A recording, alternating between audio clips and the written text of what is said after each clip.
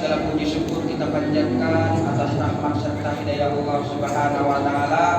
Karena berkat limpahan rahmatnya kita dapat melangkahkan kaki, mengayunkan tangan, menggerakkan bibir kita, mengucapkan zikir kepada Allah Subhanahu wa taala sampai detik ini.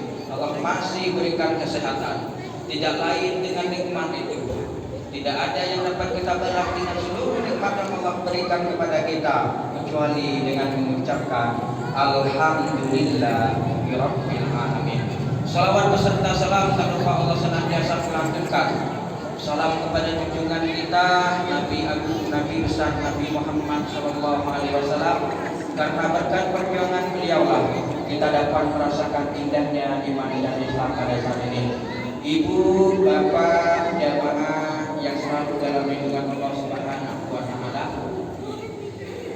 Tentunya tidak banyak yang saya akan sampaikan pada malam hari ini. Tentunya yang perlu kita ingat adalah yang pertama, jangan pernah kita menyiakan pada setiap detik waktu di bulan Ramadan.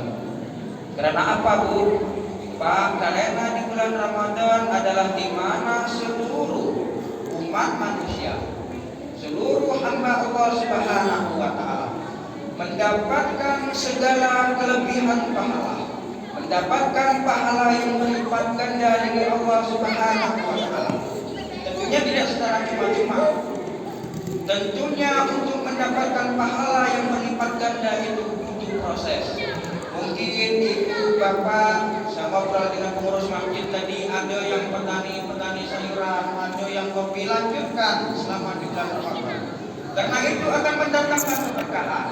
Mungkin ada yang berkebun kopi, lanjutkan kopinya. Bekerjalah dengan keadaan berpuasa. Karena dengan keadaan berpuasa mencari rezeki di bulan Ramadan, Allah akan melipat gandakan pahala kita. Karena tujuannya tidak lain dan tidak bukan di bulan puasa adalah untuk meningkatkan ketakwaan kepada Allah Subhanahu wa taala. Makanya ibu-ibu, bapak-bapak yang dimuliakan oleh Allah Subhanahu wa taala, terkadang kita di tengah-tengah masyarakat ini masih meragukan keajaiban daripada puasa itu tersendiri. Mengapa ibu? Mungkin orang ragu ketika dia ada penyakit mah, ingin melaksanakan puasa, mungkin dia ragu untuk melaksanakan puasa. Ada juga mungkin yang senantiasa badannya masih sehat, masih kekal, masih sanggup bernapas, masih sanggup berjalan, masih sanggup sujud kepada Allah Subhanahu wa taala, tapi di dalam dirinya masih ada keraguan untuk melaksanakan puasa kepada Allah Subhanahu wa taala di bulan suci Ramadan. Mungkin banyak ibu bapak. Nah, yang harus kita pahami di dalam bulan Ramadan ini adalah berpuasa bukan untuk mendatangkan penyakit. Jelas di dalam Al-Qur'an dijelaskan syahrul Ramadan alladzi unzila fihil Qur'an hudal linnasi wa bayyinatin minal huda wal furqan. Bulan Ramadan adalah bulan di mana diturunkannya Al-Qur'an. Al-Quran tidak hanya sekedar dibaca selama kita sholat tarawih, Pak. Bu, tidak pernah kita baca aja sebagai bahan bacaan Al-Quran itu selama sholat tarawih, tapi juga sebagai hudan linnasi, hudan sebagai petunjuk linnasi bagi manusia.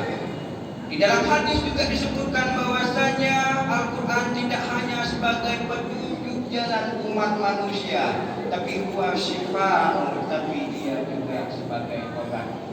Makanya ibu bapak ketika berpuasa di bulan Ramadan jangan pernah ragu untuk melaksanakannya. Ini yang sering terjadi di tengah masyarakat.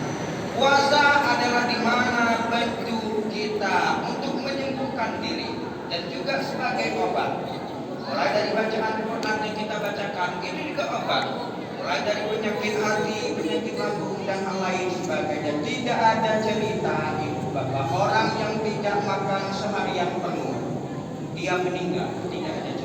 Tidak ada dijelaskan di dalam sebuah hadis bahkan firman seorang insan yang berpuasa tidak makan dan minum selama seharian pun tidak ada yang meninggal karena tidak makan dan minum. Justru penelitian ulama, penelitian para sahabat menjelaskan bahwasanya orang yang tidak makan selama bulan puasa ia berpuasa itu seluruh lambungnya dijaga oleh Allah Subhanahu wa taala. Kenapa begitu itu, Bapak? Mungkin di hari-hari lain Selain daripada di bulan Ramadan, Ibu Bapak, selama kita tidak makan 1 hari penuh, maka akan datang berbagai penyakit mungkin kita rasakan, Ibu Bapak.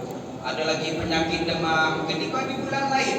Selain di bulan Ramadan kita tidak makan seharian penuh, mungkin terkena penyakit asam lambung dan lain sebagainya.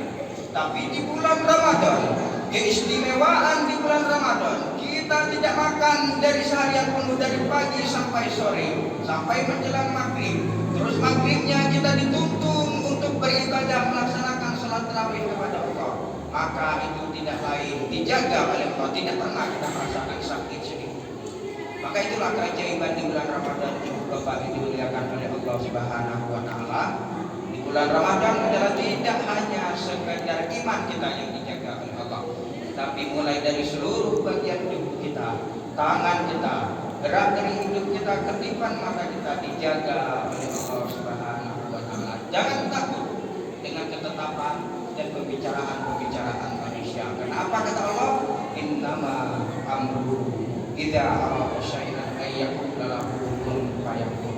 Jika aku kehendaki maka terjadilah kata Allah, dan tidak aku kehendaki maka juga terjadilah. Maka seluruh perbuatan kita di bulan Ramadan adalah bagaimana, tidak lain dan tidak bukan, untuk meningkatkan ketakwaan kita kepada Allah Subhanahu wa Ta'ala. Mungkin cukup sekian, Ibu Bapak yang dimuliakan oleh Allah Subhanahu wa Ta'ala.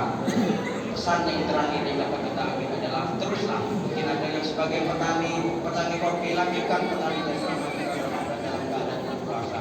Mungkin ada yang bekerja bangunan, lanjutkan berpuasanya dalam mencari nafkah dari berbagai pekerjaan dari bangunan ini, mencari barokah. Mungkin ada yang petani sayuran dan lain sebagainya, lanjutkan puasanya, karena sejatinya hakikatnya orang yang berpuasa adalah orang yang dilindungi oleh Allah dari segala macam penyakit maupun godaan hawa nafsu. Cukup sekian, Ibu Bapak, terima kasih. Mudah-mudahan pertemuan singkat ini setidaknya, walaupun sedikit yang disampaikan, setidaknya pertemuan yang singkat ini menjadi bukti di hadapan Allah Subhanahu wa Ta'ala bahwasanya kita pernah berkumpul dalam satu kebaikan. Kurang dan lebih mohon maaf kepada Allah, mohon ampun. Saya hanya manusia biasa. Bagaimana kita terus memperbaiki diri, watawassabiqun saling menasihati dalam kebaikan dan sebagainya. Cukup sekian dan terima kasih. Wabillahi taufiq wal hidayah.